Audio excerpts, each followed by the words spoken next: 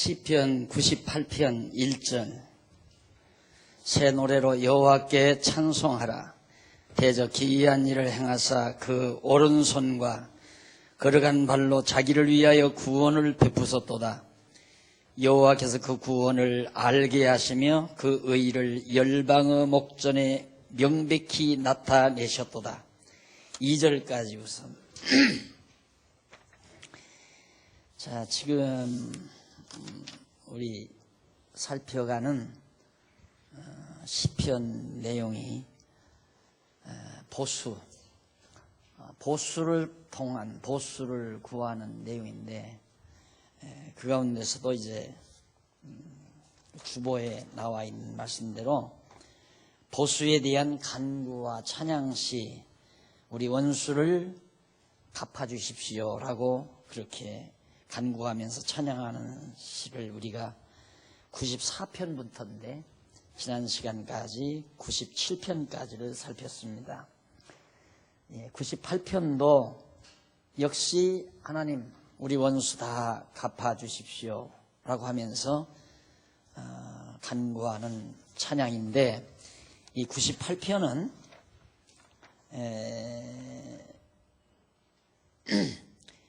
다윗 왕이 역시 부른 찬송으로서 그렇게 알려져 있는데, 다윗으로 블레셋을 비롯한 이방 여러 족속들을 쳐서 멸하게 하시고 이스라엘 다윗 왕국을 견고케 해 주셨을 때 다윗이 하나님 앞에서 부른 찬양으로 그렇게 짐작이 됩니다. 그러니까 전쟁에서 다윗이 이기면 야, 내가 싸움을 잘하는구나 그렇게 생각한 것이 아니라 하나님께서 언약하신 대로 원수들을 물리쳐 주셨구나 이렇게 생각을 하고, 하나님 앞에 원수들이 달겨들면 이 원수들을 언약대로 멸해 주시라고 기도하면서 승리케 하시는 하나님을 찬양한 내용입니다. 그 1절로 3절 보면 인자와 성실로 이스라엘을 구원하신 여호와에 대한 찬양을 노래한 내용인데, 이제 봉독해 드린 말씀대로 1절에 보면 새 노래로 여호와께 찬송하라. 대저 기이한 일을 행하사 그 오른손과 거룩한 팔로 자기를 위하여 구원을 베푸셨도다. 자, 자기를 위하여 구원을 베푼다. 우리는 항상 나를 구원해 주시면 나를 위해서 구원 베푸는 걸로 알아요. 그게 얼마나 우리에게는 감질나는 일입니까? 하나님께서 나를 구원하시려는가 안 구원하시려는가 참 애절하게 기다려야 되고 조바심이 생기고. 그런데 다윗은 그게 아니에요. 원수를 멸하고 자기를 구원해 주는 일은 다윗을 위해서가 아니라 하나님 당신 위해서 그런다 이거죠. 이게 대단한 신앙 아니에요? 여호와의 이름을 위하여 나를 의의 길로 인도하신다. 23편의 찬양 시와도 같은 얘기죠. 하나님께서 이미 이스라엘 자손들을 어떻게 인도하실 것을 다 작정해 놓으시고 애굽에서 건져내시고 가나안 땅 들어가게 하시고 다윗 왕국을 세우시고, 그게 다 하나님께서 정해 놓으신 뜻이거든요. 그게 하나님의 의란 말입니다. 하나님께서 정해 놓으신 그 의로운 길로 당신의 이름을 위해서 인도하신다 이 말이죠. 그러니까 우리 위해서 하나님이 우리를 구원해 주거나 우리를 위해서 좋은 길로 인도하시는 게 아니다.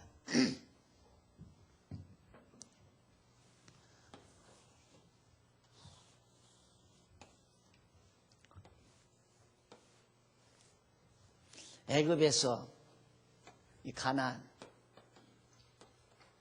가나안으로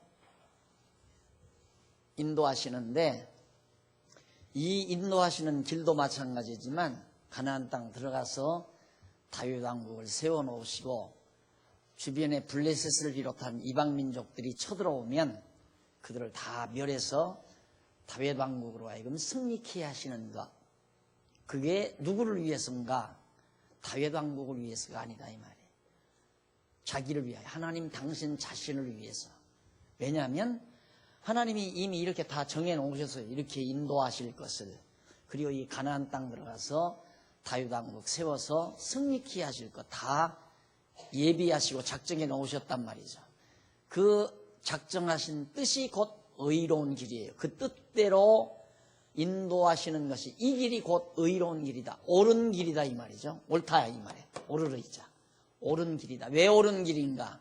하나님께서 정해 놓으신 길이니까, 그 길이 하나님이 볼 때 옳은 길이니까 그렇게 정해 놓으신 거란 말이죠.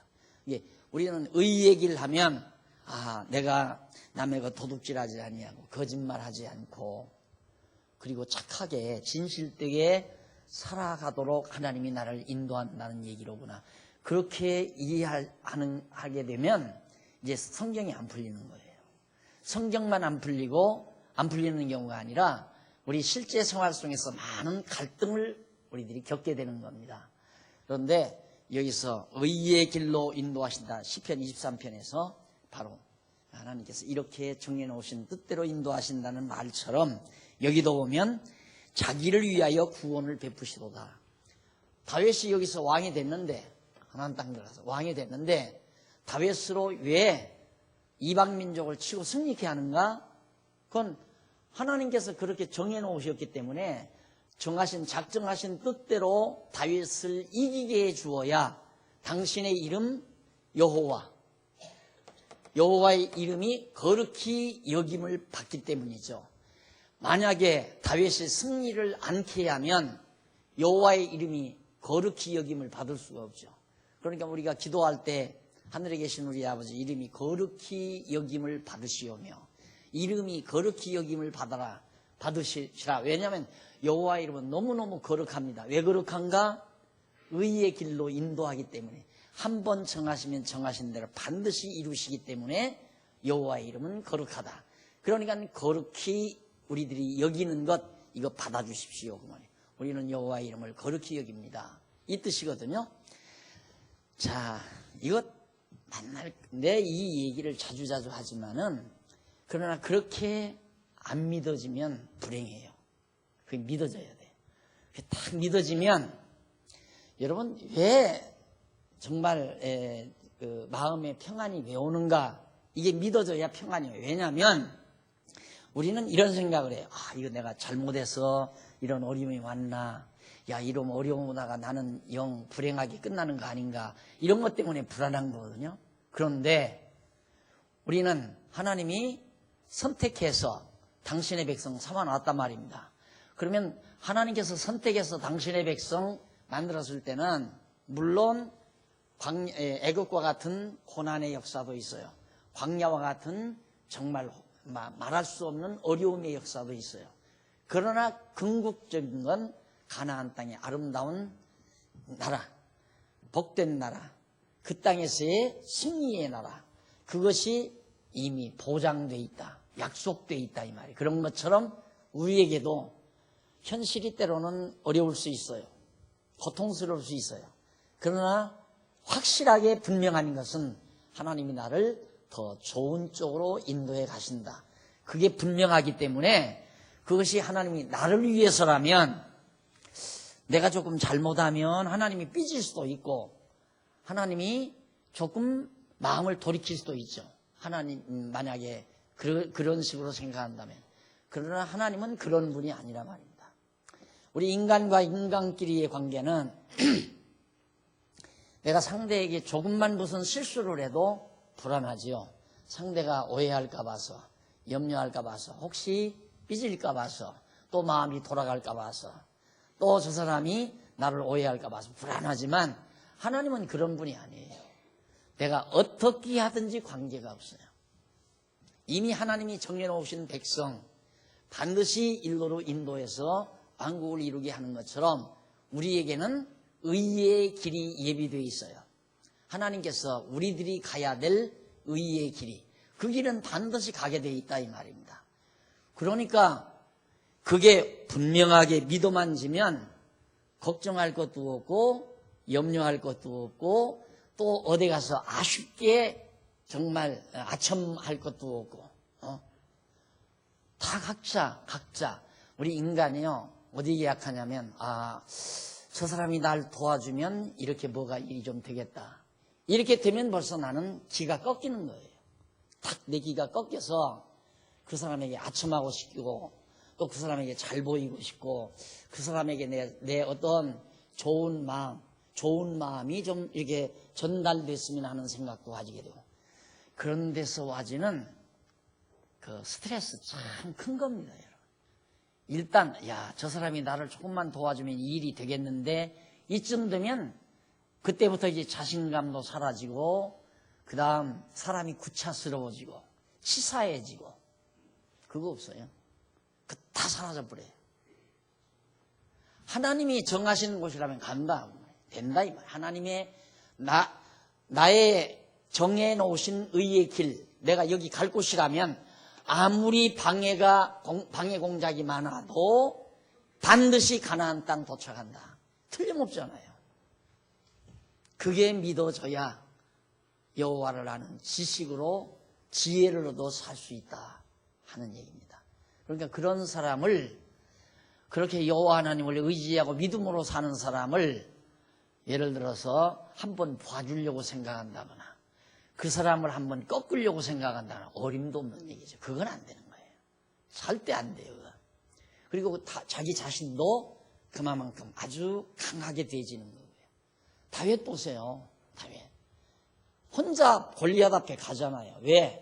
약속 믿고 가는 거예요. 나 여호와의 이름으로 내게 나왔다 이 말이에요. 너 골리앗 너는 칼과 창 의지하고 나왔지만 나는 이 여호와의 이름 의지하고 나왔다. 나가잖아요. 근데 승리 거두잖아요. 이게 우리 신앙인들의 특권이에요. 이것을 믿고 당당하게 살 수 있는 것이.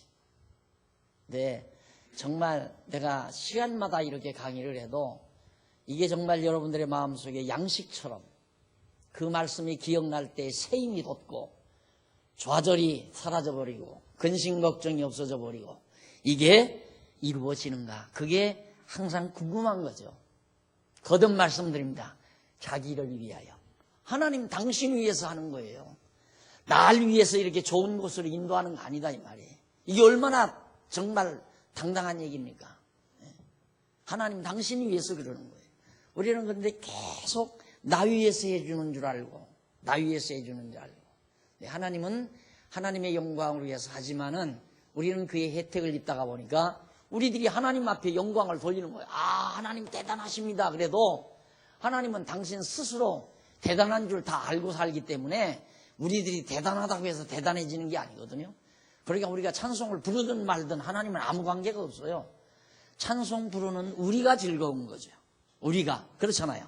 찬송을 부르는 우리가 즐겁고 우리가 행복한 거지 찬송 부르면 하나님이 그 찬양 받고 기분 좋아하는 게 아니다. 하나님은 스스로의 영광으로 자충족하면서 존재하시는 하나님이다. 그렇기 때문에 일을 하셔도 자기를 위해서 하시는 거예요. 자기 이름을 위해서. 그래 2절 여호와께서 그 구원을 알게 하시며 그 의를 열방의 목전에 명백히 나타내셨도다. 쉽게 말하면 지금 한 예를 든 거예요. 이 길 이렇게 오는 것을 다 나타내시고 하나님의 뜻 감추였던 이 하나님의 뜻 정하신 이 뜻 이렇게 인도해 가니까 이게 다 드러났잖아요. 그리고 모든 열방 모든 이방인들에게 다 드러나도록 나타나도록 하나님이 하셨다. 목전에 명백히 나타내셨도다. 3절 저가 이스라엘 집에 행하신 인자와 성실을 기억하셨으므로 땅의 모든 끝이 우리 하나님의 구원을 보았도다. 저가 하나님께서 이스라엘 집에 택한 백성 국가에 이스라엘 나라에 향하신 인자와 성실. 인자는 사랑 아니에요. 사랑 성실 거짓 없으신 진실하신. 그러니까 이스라엘 백성들을 이렇게 사랑해서 선택해가지고 사랑함으로 이 길을 정해놓고 여기까지 인도해 오신 것. 하나님의 사랑과 그 다음 성실 거짓 없이 한 번 정해놓으신 대로 하나도 거짓 없이 그대로 인도하신. 그래서 인자와 성실을 하나님이 기억하셔서 잊어버리지 않고 기억하셨으므로 하나님이 잊어버리시는 하나님은 아니죠. 그렇지만 시적 표현으로 지금 그렇게 표현하는 겁니다. 기어가셨으므로 땅의 모든 끝이, 모든 열방이, 모든 나라들이 우리 하나님의 구원을 봤다. 하나님의 택한 백성들을 이렇게 구원해 주시는 것을 눈으로 보게 됐다. 그러면서 4절로 6절 보면 온 땅으로부터 찬양을 받으실 왕이신 여호와께 대한 찬양을 노래해요. 하나님은 당연히 온 땅으로부터 찬양을 받으셔야 됩니다. 그래서 온 땅이여 여호와께 즐거이 소리할지어다. 소리를 발하여 즐거이 노래하며 찬송할지어다. 수금으로 여호와를 찬양하라. 수금과 음성으로 찬양할지어다. 나팔과 호각으로 왕 여호와 앞에 즐거이 소리할지어다. 바다와 거기 충만한 것과 그 중에 거하는 자는 다 외칠지어다. 여호와 앞에서 큰 물이 박수하며 산악이 함께 즐거이 노래할지어다. 저가 땅을 판단하려 임하실 것이미로다. 저가 의로 정하신 뜻으로, 그 말이죠. 저가 정하신 뜻대로 세계를 판단하시며, 판단한다는 말이 통치한다는 말과 같다고 그랬죠. 공평으로 하나님의 정하신 뜻으로, 똑같은 의나 공평 같은 얘기입니다. 같은 맥락에서 이해될 수 있는 말. 백성을 판단하시리로다. 다스리시리로다. 통치하시는 하나님 맞죠? 통치하시는 여호와를 찬양하는 그런 찬양 내용인데, 자, 이것도 찬양도 그래요. 자, 예를 들어 정말 마지막 하나님께서 임종할 때 이제 신방을 가죠. 임종을 눈앞에 두는 분이 나는 하늘 가는 밝은 길이 그 찬송이 너무너무 좋아요. 불러주세요. 그러면 신방을 갔으니까 안 불러줄 수 없잖아요. 그분을 위해서 임종하시는 분에서 하늘 가는 밝은, 한두 번은 부를 수 있어요. 또 불러. 왜 안 불러? 5번, 6번. 나중에 지겨워요, 안 지겨워요? 지겹죠. 왜? 그 임종하시는 분을 위해서 부르자니까. 우리도 하나님 찬양을 하나님 들으라고. 하나님 찬양하면 기분이 좋아하실 거니까 그래서 내가 부른다? 그거 아니에요. 천만의 말씀이에요. 하나님은 우리한테 찬양 받아두고만 안 받아두고만이에요. 찬양을 부르는 우리가 즐거운 거예요. 그러니까 즐거워서 찬송을 불러야지, 저분이 좋아하니까 불러준다면 내가 지겹다니까 찬송 부르는 것도요. 그래서 찬양대 않는 것도 우리 들으라고 찬양하면 안 돼요. 하나님 들으라고 찬양하면 안 돼요. 자기 즐거워서 불러야 돼요. 그 찬송을 자기 불러서, 자기 즐거워서. 그러니까 찬송 부를 수 있는 정도라면 행복한 사람이죠. 항상 마음속에 찬양이 있는 사람, 시와 노래가 있는 사람, 시와 노래가 메마른 사람은 삭막한 사람입니다. 그런 사람을 낭만이 없다고 그러죠. 낭만이 없다. 여러분, 왜 단풍 구경을 왜 갑니까? 단풍 구경을 하는 동안 아주 아름다운 단풍을 보면 와, 낭만해졌죠? 그래서 좋으니까 단풍 구경을 가잖아요. 그러니까 거기서는 단풍을 찬양하거든요. 찬양을 하는데 단풍아 내 찬양을 들으라고 찬양하는 거 아니잖아요. 내가 좋아서 단풍을 찬양하는 거, 노래하는 거예요. 마찬가지로 우리가 하나님의 사랑과 인자와 성실하심의 영광, 단풍 하나를 보고도 우리 가슴 속에, 우리 마음 속에서 희상이 떠오르고 노래가 있고 낭만이 있게 마련인데, 이 엄청난 살아계신 여호와 하나님의 인자와 성실하심의 영광이 항상 우리 생활 속에 드러나는데, 우리 가슴 속에, 우리 마음 속에 정말 노래와 시와 노래와 찬미가 없다면 낭만이 없죠. 신앙 안에서 낭만이 없는 사람이란 말입니다. 항상 우리 그리스도인들은 생활 속에서 늘 저 영광을 보아야 돼요. 저 영광을. 예를 들어서 오늘 내가 출근을 했습니다. 출근을 했다가 돌아옵니다. 오늘도 무사히 내가 정말 그 복잡한 거리에 출근했다가 무사히 돌아왔구나. 하나님 영광 드러난 거예요. 하나님이 나를 그렇게 무사히 돌아오도록 정하신 뜻대로 무사히 귀가를 했구나. 그럼 그 영광 드러난 거 아니에요. 그걸 보며 살아야 된다 이 말입니다. 오늘 내가 생활하면서 전화 한 통화를 받았어요. 무슨 아름다운 일이 하나가 이루어지는 징조가 보여요. 와, 하나님의 영광 드러난다. 그래야 마음에 시와 노래와 찬미가 있을 거 아니에요. 감사하다. 야, 하나님께서 이런 멋있는 일을 내 여생에 준비하고 이끌어 가시는구나. 그래서 항상 마음이 따뜻하고 가슴에 하나님 찬양이 벅차오르게 되는 거죠. 그래서 하나님 찬양하는 거지. 하나님 내 찬양 들으시고 기분이 좋으시면 나한테 복을 좀 내려주세요. 하나님한테 아첨하기 위해서 찬양하는 게 아니라 이 말입니다. 이게 내가 즐거운 거예요. 그래서 하나님의 영광을 보고 찬양한다. 누가? 온 땅의 백성들이. 왜? 하나님께서 이렇게 택한 백성들에게 인자와 긍휼, 영광을 드러내시는 걸 눈으로 보았으니 어떻게 온 땅이, 나무가, 바다가, 하늘이 어찌 하나님을 찬양하지 않겠느냐. 터진다 이 말. 이런 아름다운 시가 바로 6절까지 소개된 겁니다. 자, 이래서 여러분들이 가지고 계신 교재 아마 7권이 마무리된 줄 압니다. 혹시 준비하신 8권을 보시면 바로 이어집니다. 8권 7절로 9절까지가 바로 만무로 찬양을 받으실 의로 판단하시는 여호와에 대한 찬양입니다. 예, 만물들이 하나님을 찬양하는 걸 하나님이 받으시는 의로 판단하시는, 그러니까 정하신 뜻대로 모든 만사를 통치하시는 여호와를 다윗이 지금 노래하고 있어요.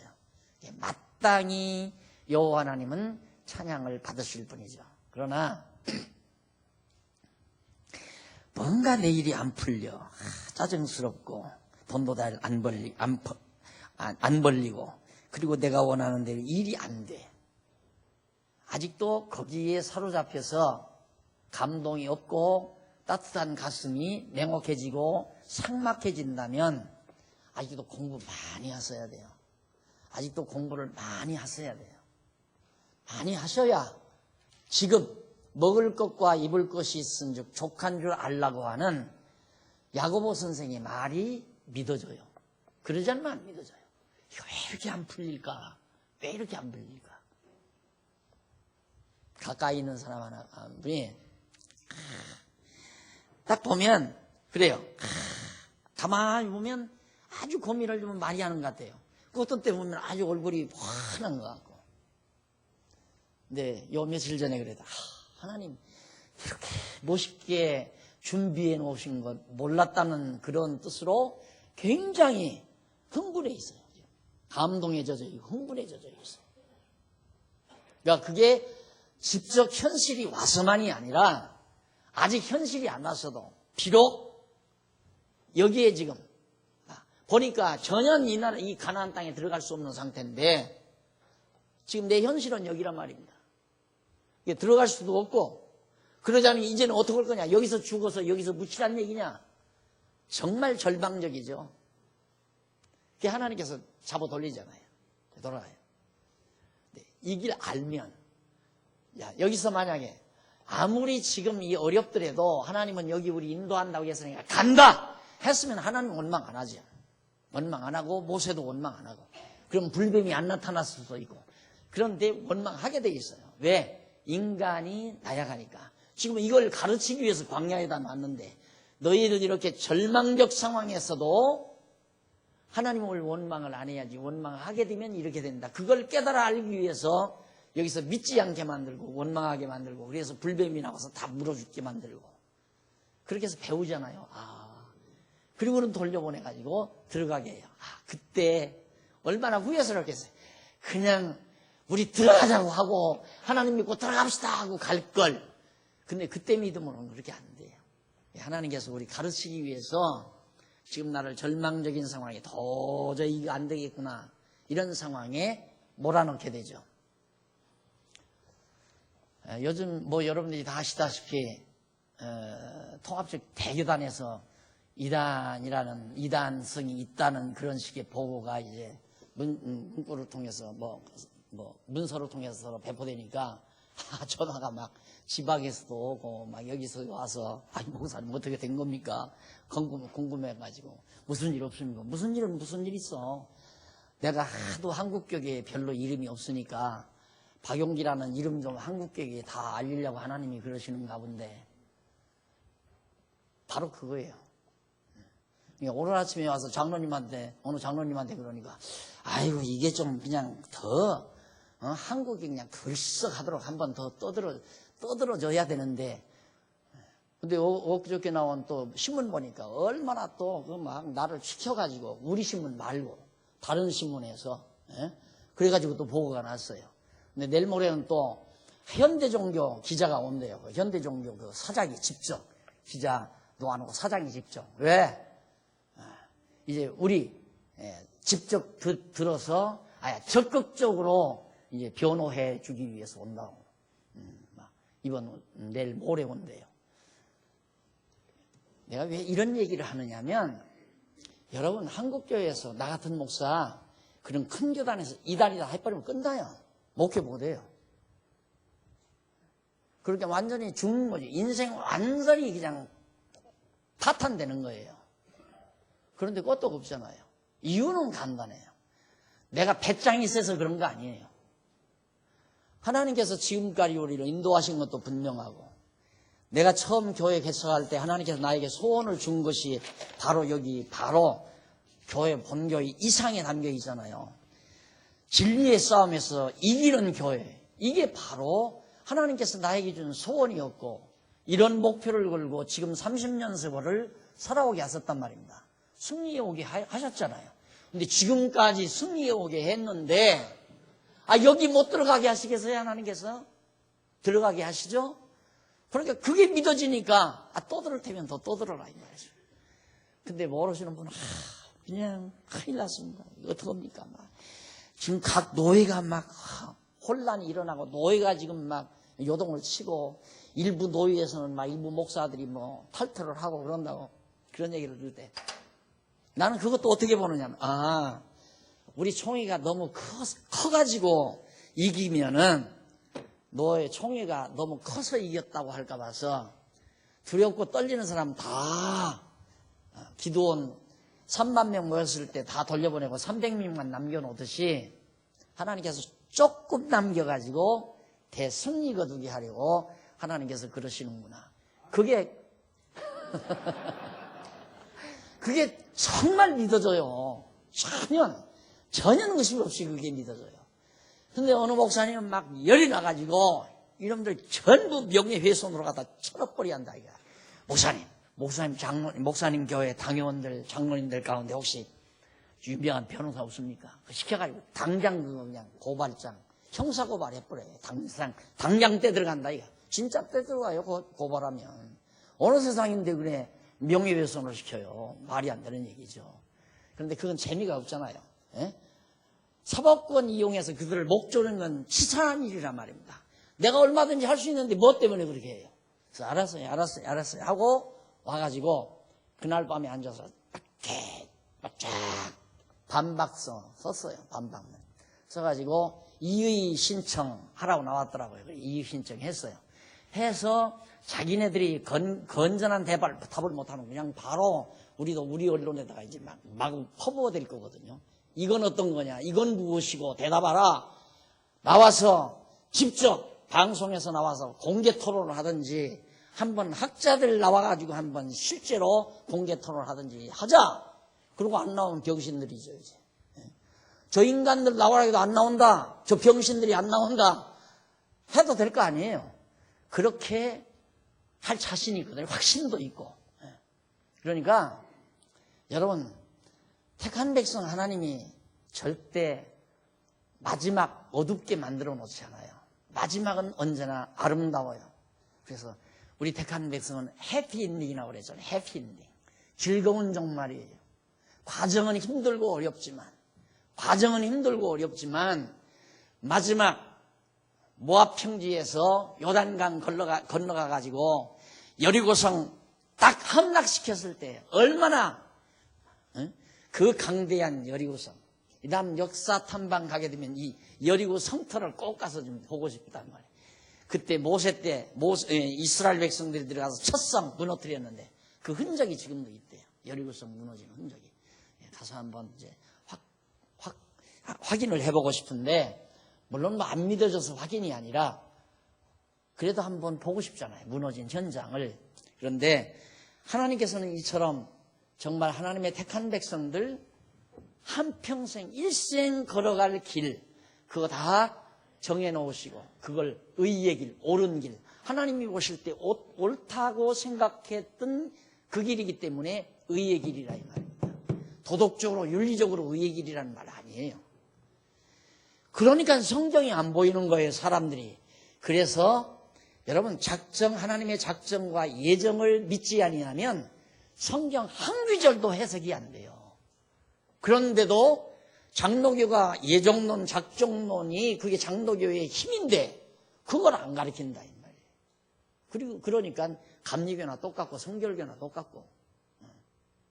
근데 우리는 정말 하나님의 창세전에 작정하신 뜻, 예정하신 뜻, 이것이 의의 길이고 공평의 길이다 라는 얘기입니다. 그래서 거기 보면 3853페이지 위에서부터 8째 줄 앞부분에 보면 8권 3853페이지 위에서 8째 줄 앞부분에 보면 여기서 의나 공평이라고 하는 것은 도덕적 개념에 의한 것이 아니라 계시적 개념에 의한 것으로서, 이제 아시겠죠?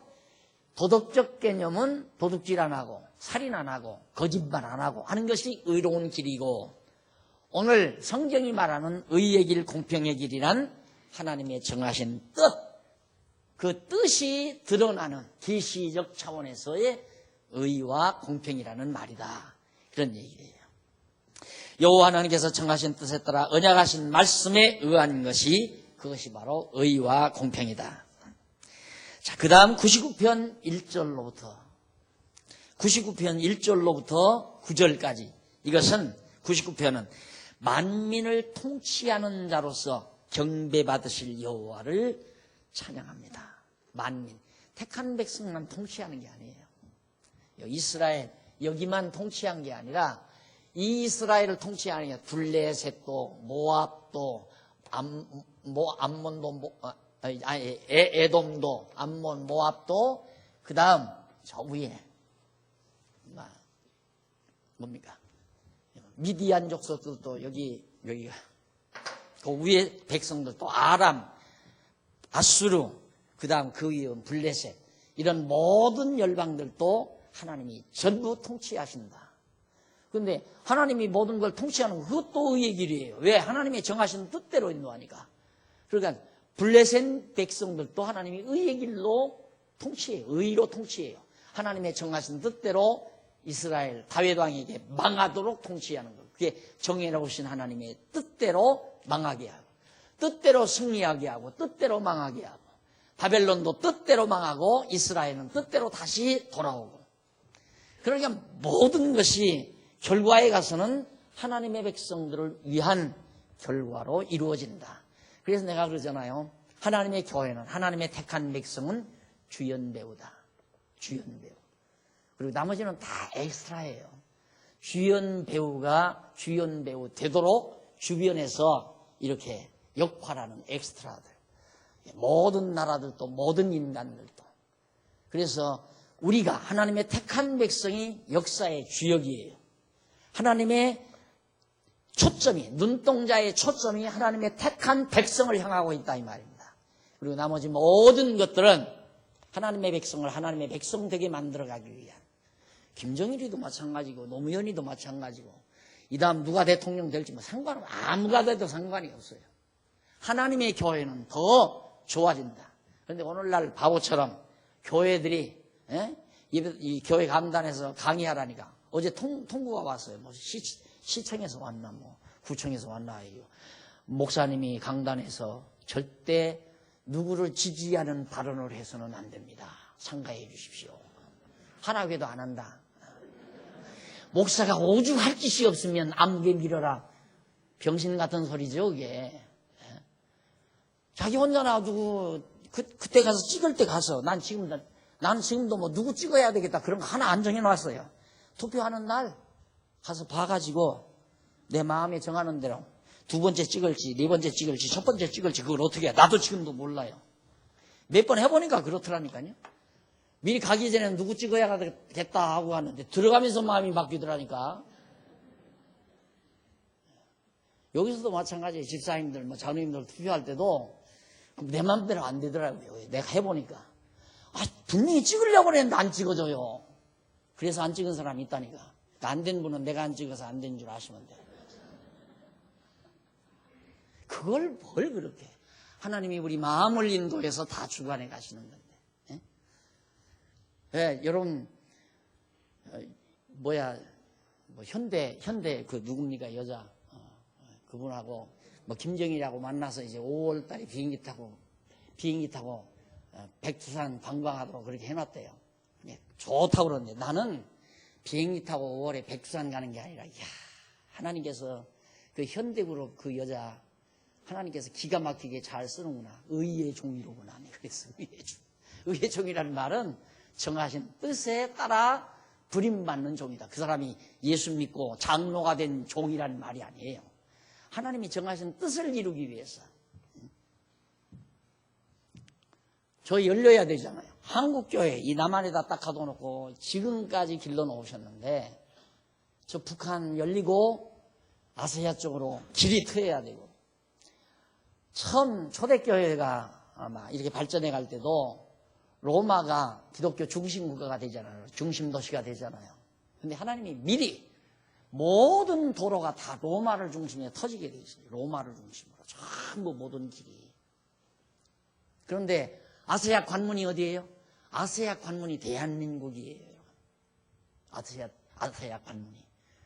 그만큼 하나님께서 준비해 놓으시고 하나님께서 예비해 놓으셨다 이 말이에요. 이제 열려야죠. 육로도 열려야죠. 평양으로 해서 시너지로 해서. 하나는 동남아 쪽으로 꽉 고속도로 뚫려야 되고, 초고속도로로. 하나는 저 소비에트 연방 쪽으로, 실크로드 쪽으로 쫙 해서 유럽 쪽으로. 근데 유럽 쪽까지는 안 가더라도 중동까지는 달려가야죠. 안 그래요? 하나님이 준비해 놓으신 일이라. 그거 반드시 이루어지게 돼 있잖아요. 지금 하고 있고 준비하고 있고. 이런 것들이 모두가 다 하나님께서 정하신 뜻을 이루어가기 위한 역사의 현장. 나는 그런 보도를 보면 역시 하나님의 의의 영광이 드러나는 거죠. 그러니 찬송 안 하고 살 수 있어요. 늘 흥분해 있고, 다음 날의 역사, 다음 해의 역사, 다음에 될 대통령은 어떤 방법으로 쓰임을 받을까? 김정일이를 하나님께서 어떤 방법으로 당신의 역사 섭리를 위해서 쓰실까? 왜? 모든 만민이 다 하나님의 통치를 받고 있는데 하나님이 다 적재해주세요. 악한 왕도 악한 날에 적당할 때 딱 세우는 거예요. 나는 그런 생각도 해봐요. 꼭 그렇게 돼. 정말 그렇게 안 되기를 마음으로 말하죠.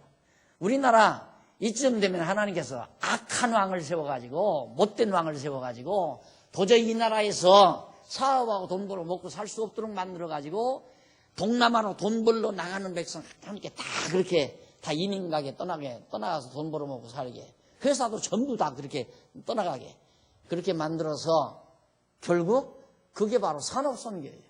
산업선교. 예루살렘 하나님께서 핍박을 가해서 예루살렘 교회가 한 번에 3,000명, 5,000명 모였던 큰 대형 교회 아니에요. 근데 가만 놔두지 않잖아요. 핍박을 가해서 잡아 죽이고 돌로 때려 죽이고 스데반. 그러니까 전부 피난 가가지고 소아시아 지방으로 이탈리아 또 그리스 반도 이런 쪽으로 막 피난 가가지고 다 사니까 사도 바울이 돌아다니면서 전도하기가 참 좋았단 말입니다. 동족에게 가서. 근데 그 동족들이 모였을 때 한쪽은 바울을 받아들이고 일부는 또 바울을 안 받아들이고, 그래서 받아들이지 않는 쪽에서 바울을 핍박하고 잡아다가 가두고, 받아들이는 쪽에서는 힘이 약하지만 그들이 말씀을 듣고 교회를 세우고, 이러면서 이제 초대교회가 발전하게 되죠. 그래가지고 로마가 중심이 돼가지고 유럽 일대에 교회가 서졌고 기독교 문화가 꽃 피워졌잖아요. 하나님께서 이 나라에 이처럼 엄청난 눈부신 기독교 발전을 시켜놓으시고 순리적인 방법, 자연스럽게 우리의 기업들이 또 우리의 산업역군들이 또 우리의 인재들이 자연스럽게 중앙아시아 쪽으로, 동남아시아 쪽으로, 중동아시아 쪽으로, 중동 지역으로 그렇게 계속 진출해 가면서 역시 복음의 물결이 넘쳐날 수 있도록 하나님께서 역사하기 위해서. 그리고 너무 땅덩어리가 넓잖아요. 땅덩어리가 너무 넓으니까 정말 하나님께서 이 시대에는 급하셨나 봐요. 인터넷, 또 이 공중파 방송, 여기서 만약에 우리 여기 이제 전용선만 깔리면요, 전용선 딱 깔리면 전용선만 돌아버리면 여기서 제가 이렇게 강의하는 거 전 세계에 동시에 퍼져버려요. 인터넷으로 동시에. 이게 어디서라도 인터넷 장치에서 화면 장치 딱 해놓으면 그냥 화면 보고 얼마든지 말씀 공부하고. 그래서 지금 제가 추진하고 있는 이 학교도 그런 형태의 학교를 지금 구성하고 있잖아요. 그전처럼 뭐 교수를 막 다 모아놓고 일일이 그냥 몇백만 원씩 월급 주고 그런 학교 아니고 돈 거의 안 드는 학교, 거의 안 들고도 실력 있게 가르칠 수 있는 그런 이 시대에 걸맞는 학교. 하나님께서 그걸 다 이모로 저모로 준비해서 왜? 만민을 통치하시기 위한 하나님의 섭니다. 그러니 마땅히 그분은 경배를 받으셔야 된다 하는 것이 99편의 다윗의 찬양입니다. 역시 다윗이 정말 다윗의 찬양으로 알려진 내용인데, 다윗이 블레셋을 비롯한 이방 여러 족속을 쳐서 멸하게 하시고 이스라엘 다윗 왕국을 경고케 해 주신 하나님을 향해서 찬양한 것이 99편 찬양이다. 그래서 1절로 4절 공평을 세우셔서 만민을 다스리시는 여호와께 찬양한다. 공평, 하나님의 뜻을 정해 놓으시고 작정해 놓으시고 모든 만민을 하나님께서 정하신 뜻대로, 현대말로 말하는 세계 역사를 하나님의 정하신 뜻을 따라 섭리해 가신다. 그러니 마땅히 하나님 찬양하지 않을 수 없다. 세계사를 미국의 부시나 무슨 중국의 수상이 세계사를 주무르는 것도 아니고, 일본 수상이나 대한민국 대통령이 세상을 주관하는 거 아니에요. 하나님이 적당하게 그 시대에 걸맞는 자들을, 악한 자나 선한 자나, 악한 자도 다 그때에 필요하면 악한 자를 세워서 나라를 다스리게 한다고. 그래서 악인도 악한 날에 적당하게 다 예비해 놓으셨다 그러잖아요. 세계사 하나님의 정하신 뜻대로 흘러가게 돼 있어요. 자, 그걸 우리는 보게 되는 겁니다. 그러니까 하나님은 이미 각본을 다 써놓으시고, 세계사의 모든 각본을 다 써놓으시고 지금 계속 연출자로서 우리들을 배우 삼아, 세계 인류를 배우 삼아 아주 대형, 초대형 영화죠. 초대형 영화. 연극, 초대형 연극. 실제로 하는 거니까. 그러니 하나님께서 내일은 나에게 어떤 배역을 시키실지, 내년도에는 나로 하여금 이 역사 속에 어떤 배역을 맡아서 감당하도록 나를 인도해 가실지, 그거 궁금하지 않아요? 그걸 우리가 늘 의식하면서 살아가는 겁니다. 다윗이 그런 심정으로 노래한 거예요. 그 다음에 이제 5절로 7절에 보면 55페이지, 3855페이지 위에서 세 번째 줄, 증거와 율례를 지킨 백성이 드리는 경배를 받으실 여호와다. 그래, 증거와 율례. 여기서 이제 이 증거와 율례라는 말은 그 히브리어 하나 나오죠. 조금 밑에 내려오면 에드타인 웨후크라는 말이에요. 그게 이제 증거와 율례라고 하는데, 이는 뭐냐면 증언과 법령이라는 뜻으로서 여호와의 증거의 말씀과 명하신 규정을 말해요. 그러니까 하나님께서 당신 뜻을 정해놓고 작정해 놓으시고 그것을 명령하고 그대로 되도록 규칙을 정해 놓으시고 역사가 그렇게 방향대로 굴러가도록 하신다. 그런 얘기입니다. 그것이 바로 여기서 말하고 있는 증거와 율례다. 이 말을 오늘 우리들이 더 쉽게 이해하도록 번역하려면 증언과 법령 내지, 그래서 하나님의 증거 말씀과 명하신 규정을 우리들이 바로 증거와 율례라고 그렇게 이해하시면 됩니다. 자, 그 다음 8절로 9절에 보면 사함받은 백성이 드리는 경배를 받으실 여호와다. 그러니까 온 백성도 하나님을 여호와를 찬양하지만 하나님께 모든 죄를 용서함 받고 하나님의 사랑과 성실하심에 의해서 하나님의 용서를 받은 하나님의 택한 백성도 당연히 여호와를 찬양한다. 예, 찬양은 여호와 하나님 받으셔서 기분 좋으시라고 부르는 게 아니라 내가 좋아서 부르는 거다. 내가 좋아서. 예를 들면 앞에 나와서 연기하는 노래를 부르는 가수가 나를 좀 찬양해달라, 나를 좀 해달라. 그래서 찬양한다면 피곤하잖아요. 누가 거기 관람 가겠어요? 관람하러 누가 가겠어요? 그런데 너무너무 노래를 잘하고 춤을 잘 추니까 자기 속에서 즐거우니까 노래가 터지는 거예요. 막 찬양이. 막 박수갈채가 터져나가요. 인간은 그것에 기분이 좋아서 하지만 하나님은 박수 친다고 해서 좋고 안 친다고 해서 안 좋고 그런 하나님 아니다. 우리가 찬송 부른다고 해서 하나님이 기분 좋고 찬송 안 부른다고 해서 삐지는 하나님은 아니다 이 말이에요. 찬송을 부르는 내가 즐겁고 내가 행복하고 이것이 지금 다윗이 하나님 앞에 불렀던 다스리시는 통치하시는 하나님에 대한 찬양이었다. 다음 시간 100편 공부합니다. 100편 공부하도록 하고 오늘 강의 여기서 마무리합니다. 기도하십시다. 살아계신 하나님 아버지, 하루하루 우리의 삶을 정하신 뜻을 따라 인도해 가시는 하나님의 크신 사랑을 진심으로 감사합니다.